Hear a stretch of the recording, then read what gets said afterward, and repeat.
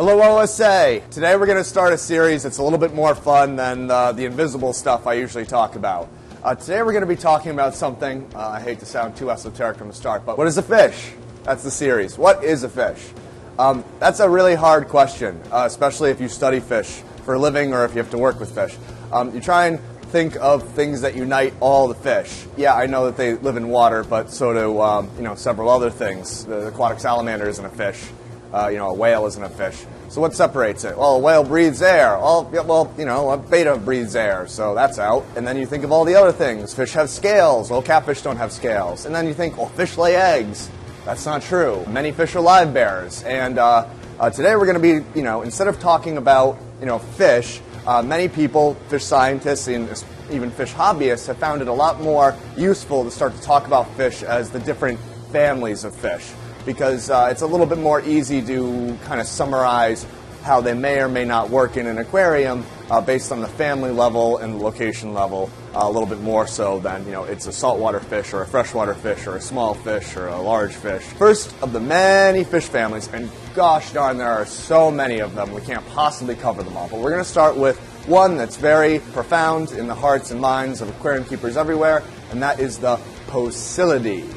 So the Poeciliids are called the American live bearers. They, as the name implies, originate everywhere from North America, even around here, with the North American mosquito fish, all the way to Central America, where they have their highest levels of concentration in Mexico, Panama, Guatemala, Costa Rica, and then even more concentration as you head south into South America in the Amazon basin.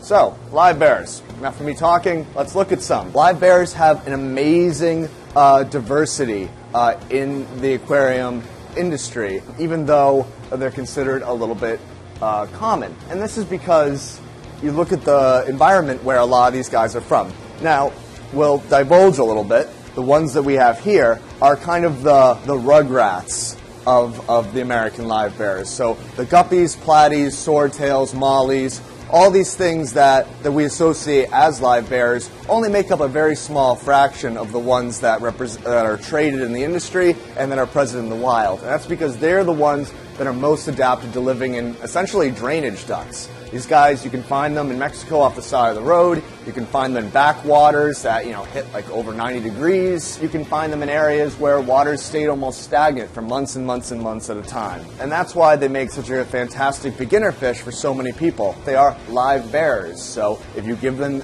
adequate nutrition and you keep them alive and you have one male at least alive for a little bit and then a couple females, you will be able to produce babies successfully in the aquarium. General biology. Live bearers. There is one very small, obscure genus that doesn't give live birth. It just lays eggs. We're not going to focus on that. The majority of them give birth to little babies. So they either lay eggs in the mother's tummy and then supplant those eggs with a placenta, kind of like mammals do, and then hatch out live babies, or they do the straight embryo thing and pop out live babies in the case of guppies. These are some good examples. We have a couple different species in here.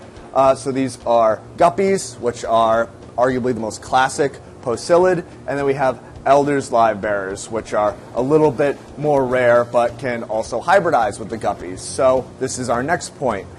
Because live bearers can be bred so successfully again and again and again and again, and they resist inbreeding pretty well, there have been so many different color strains that have occurred not only in nature, but in the aquarium industry over time. People have been working with these things for hundreds and hundreds of years, and thus we have all these different fantastic colors that would probably get chomped in the wild if they were swimming around, but have graced people's tanks and have been refined into all these fantastic different color morphs or artificial strains of guppies and live bearers. Let's talk about the reproduction. So one of the best things about live bearers is that they're very easy to sex, and they're very easy to tell the difference of. With a lot of different fish families, that's really hard to do, a very difficult question. But with these guys, it could not be easier, even when you're just walking into your local fish store. That's because the males of the live-bearing family have this great, very charismatic anatomical feature called the gonopodium. Now, the gonopodium is actually an extension of the male's skeleton, and it's right underneath the pelvic fin, and you'll see it as this little extension outside of the male. Now, the gonopodium is basically like a little hollow phallus, and it's used to transfer sperm packets to the female. Now, there's two general shifts that the Poeciliids did with the gonopodium. You have the really charismatic approach, which is your sailfin mollies, your big charismatic swordtails. These guys have very short gonopodium. So they're not able to aggressively mate with the females, so they have to have all these different flamboyant appendages and are a little bit less aggressive. Then you have the long gonopodium species, such as these guppies, which will very aggressively mate with the females and be less obliged to have these flamboyant structures without lots of artificial selection being put in. So that's a little bit into their biology. And now briefly we'll talk about a little bit of Poeciliid diversity. Now we have the mollies, which represent the extremes of the Poeciliids. These are the ones that are less speciose. So these guys are the ones that occupy the coastal embankments, like in the outside of Mexico. They're almost on the Gulf of Mexico, and they live in salt marshes and areas like that. That's why these species can actually be gradually transferred into reef tanks and do salt water, because they're very adaptable to a wide range of salinities.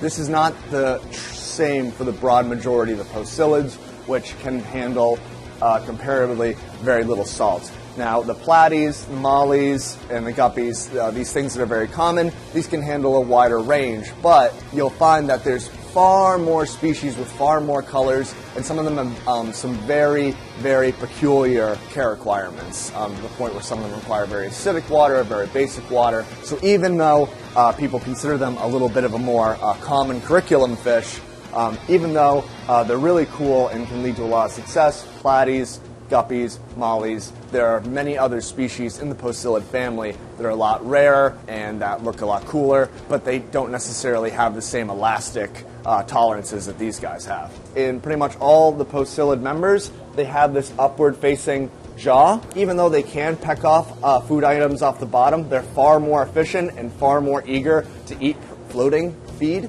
So very small, particulate feed items are key if you really want to efficiently feed your Poeciliids, and feeding them efficiently is key if you really want them to start popping out babies.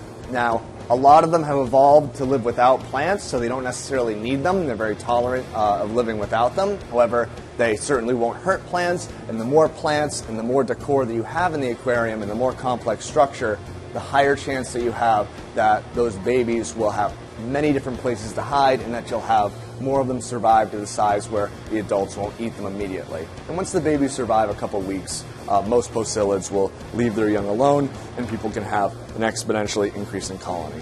So, the first fish family we're talking about, Poeciliidae, the American livebearers, extremely diverse. Some of them are very common, some of them are very pretty, they are very easy to breed, and they are a great intro beginner fish that if anyone you're trying to get them into the hobby, a great start.